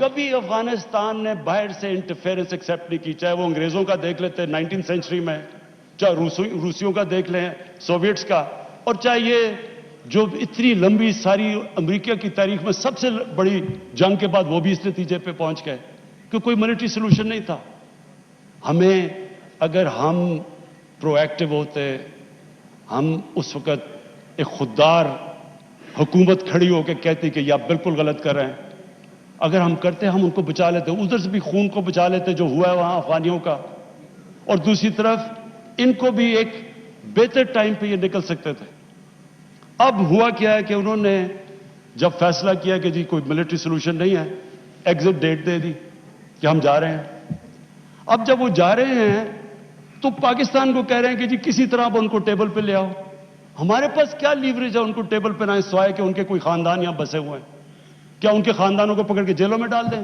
کیا کرے اور پاکستان تو صرف ان کو کہہ سکتا ہے نا کہ ملٹری سولوشن کے اوپر اگر آپ جائیں گے تو وہاں سول وار لمبی ہو جائے گی طالبان کو اور سول وار لمبی ہوگی افغانستان کی بھی تباہی ہے اور پاکستان اس کے بعد وہ ملک ہے جس کو نقصان ہوگا لیکن اس کے بعد جب وہ ڈیٹ دے چکے ہیں اس سے زیادہ ہم لیوریج کیا کریں اور مجھے بڑا افسوس ہوتا ہے میں پریزیڈنٹ غنی کو بھی ملا ہوں میں ان کے افغانستان بھی گیا ان کے یہاں بھی لیڈرز کو ملا میں ان کو سمجھا کے یہ کہہ چکا ہوں کہ ہمارا انٹرسٹ ہے افغانستان میں اس وقت امن ہو ہم آگے اکانومی کا سوچ رہے ہیں ہم سینٹرل ایشیا کا سوچ رہے ہیں ہماری ریجنل ہماری ٹائز ہیں تاجکستان کے ساتھ ازبیکستان کے ساتھ ریلوے ہم بن رہے ہیں ہم تو آگے کا سوچ رہے ہیں تو ہم تو چاہتے ہیں امن ہو ہم نہ کوئی اسٹریٹجک ڈیپتھ چاہتے ہیں افغانستان میں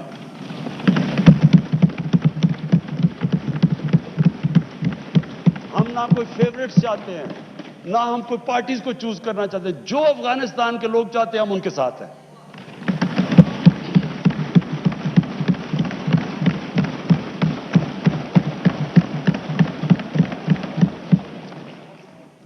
تو ہم پارٹنرز ان پیس تو امریکہ کے ساتھ ہو سکتے ہیں اور ہمیشہ رہیں گے ہم پارٹنرز ان کانفلکٹ نہیں ہو سکتے اب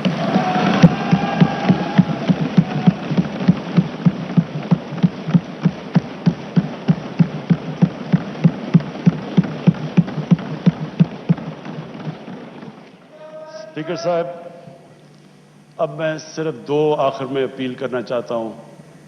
ایک تو اپنے اوورسیز پاکستانیز کو سب سے پہلے تو ان کا شکریہ ادا کرنا چاہتا ہوں کہ جس طرح انہوں نے ریمیٹنسز، ریکارڈ ریمیٹنسز پاکستان میں بھیجی. آج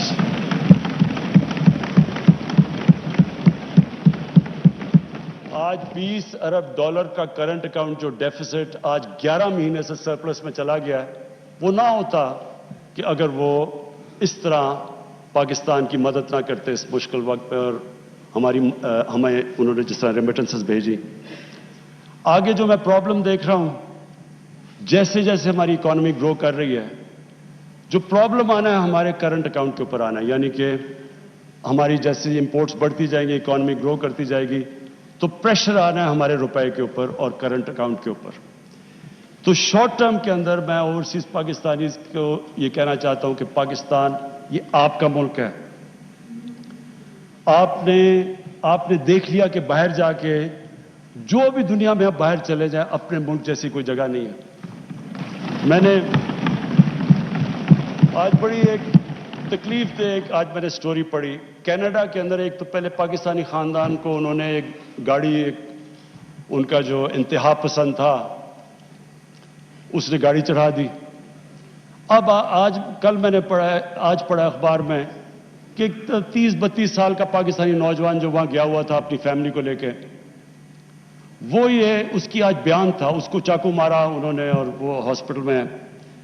وہی ریسسٹ، یہ جو اسلاموفوبیا کی وجہ سے جو وہاں کے ریسسٹ ہیں.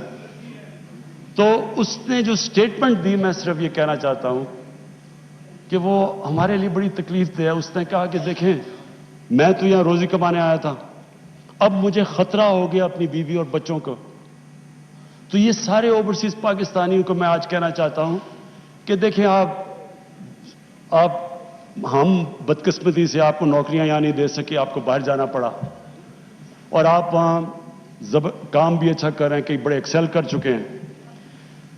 لیکن یہ ضروری ہے آپ کے لیے کہ آپ کا ملک تکڑا ہو، کہ اگر آپ کو مشکل پڑے اس طرح کی، تو آپ کو یہ ہو کہ میں اپنے ملک میں واپس جا سکتا ہوں. اس لیے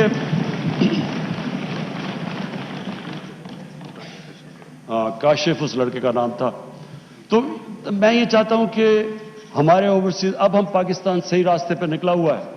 میں چاہتا ہوں کہ آپ پوری طرح اس ملک کی اس میں انویسٹ کریں، بزنسز کھولیں. ہم اب پوری طرح، میں خود لیڈ کر رہا ہوں کہ ہم ہر قسم کی رکاوٹیں دور کریں آپ کے لیے، ریگولیشنز کام کریں، ایز آف ڈوئنگ بزنس کریں، تاکہ آپ آئیں بینکوں میں ہمارے پیسے رکھوائیں.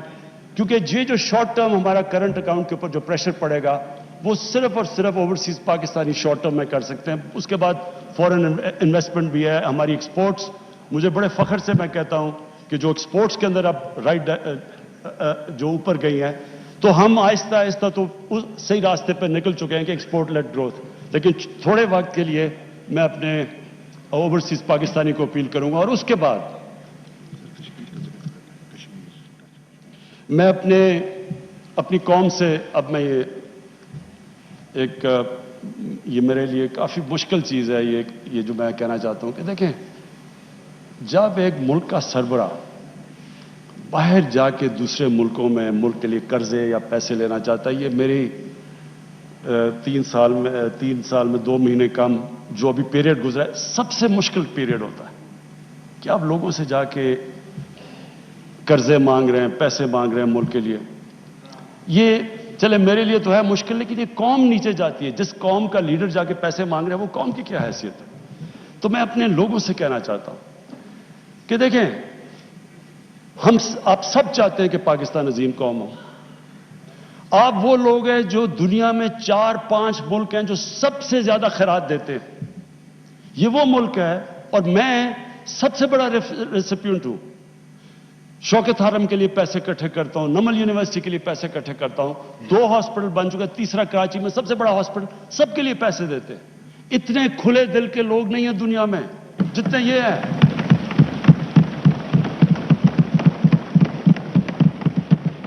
لیکن اسپیکر صاحب، جب ٹیکس دینا ہوتا تو ٹیکس نہیں دیتے.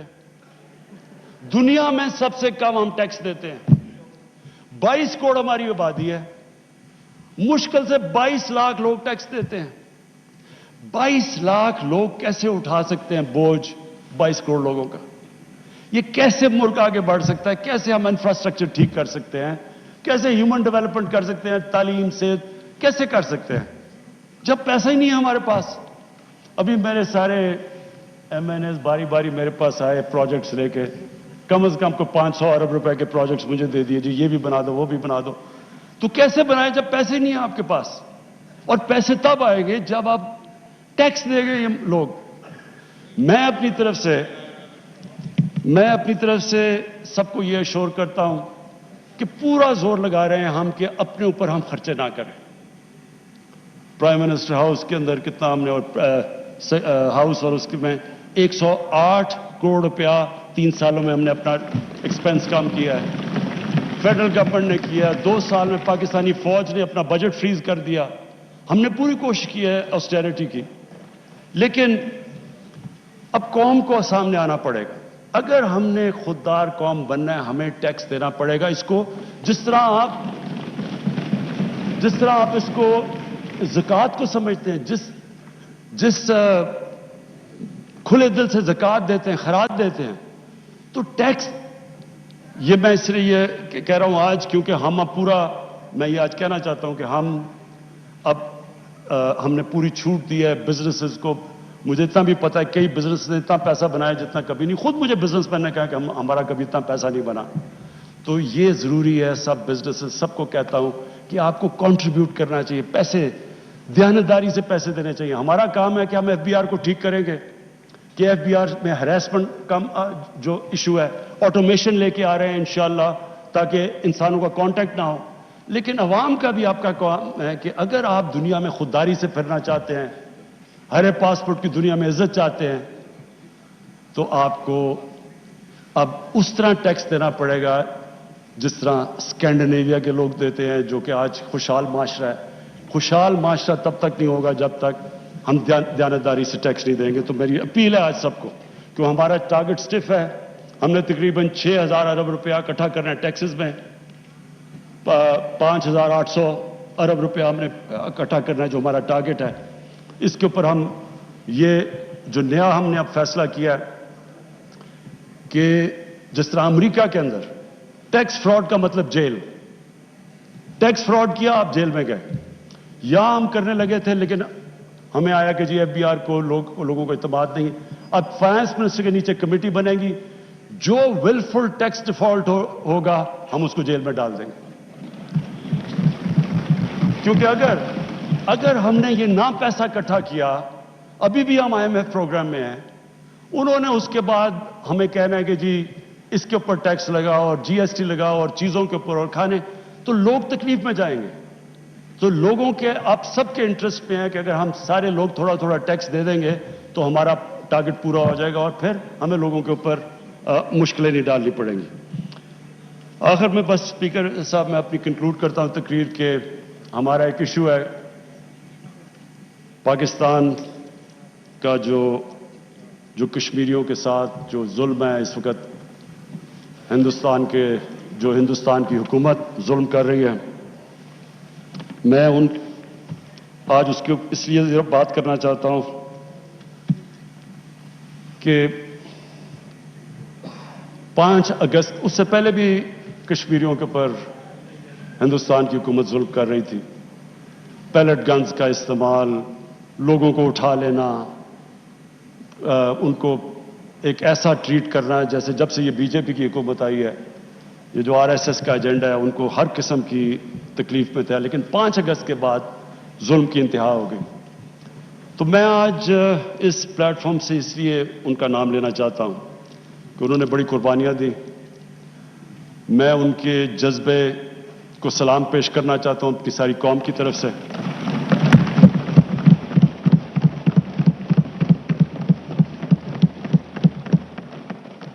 कोई नहीं ये समझ रहा था कि जिस तरह का उन्होंने जो 80 लाख कश्मीरियों के ऊपर 8 लाख हिंदुस्तान की फौज बैठा दी ऊपर जाके, और हर थोड़ी देर के बाद एक्स्ट्रा जुडिशियल किलिंग करते हैं, उनको डराया धमकाया, लोगों को, नौजवानों को पकड़ के बाहर ले गए, उनकी लीडरशिप को अंदर डाला। کوئی نہیں سمجھ رہا تھا کہ وہ سٹینڈ لے وہ کھڑے ہوں گے.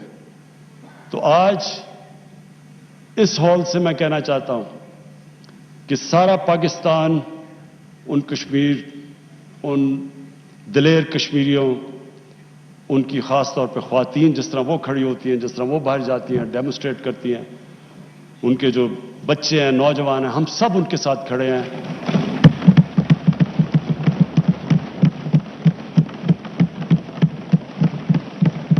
اور جو مرضی لوگ کہیں کہ جی یہ کچھ کرنے لگے یا کمپرومائز، کسی قسم کی، جب تک ہم ہندوستان سے ڈپلومیٹک ریلیشن شپ بحال نہیں ہوگی، جب تک جو 5 اگست کے انہوں نے جو قدم اٹھائے ہوں وہ واپس نہیں لیں گے، تب تک کوئی نہیں. بہت بہت شکریہ. Thank you G.